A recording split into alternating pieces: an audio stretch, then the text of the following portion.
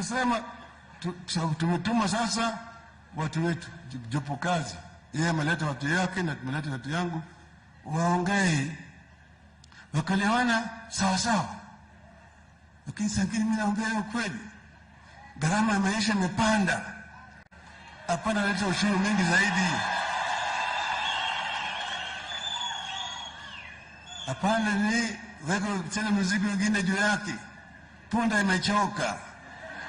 Jamaa hawaambii wewe. Mimi ndio kuambia wewe tu. Punda imechoka. Tutaongea wakati mwingine. Asante sana.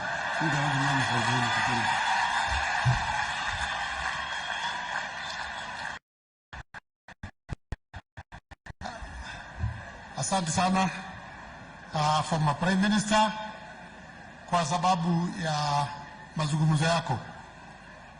Wakati huu nataka muniletee huyo mzee Maumau mmoja ili tusitoke tunajisikia sauti hiyo ya Maumau, na akimaliza kuna mtu mmoja tu atatuwekea kawimbo alafu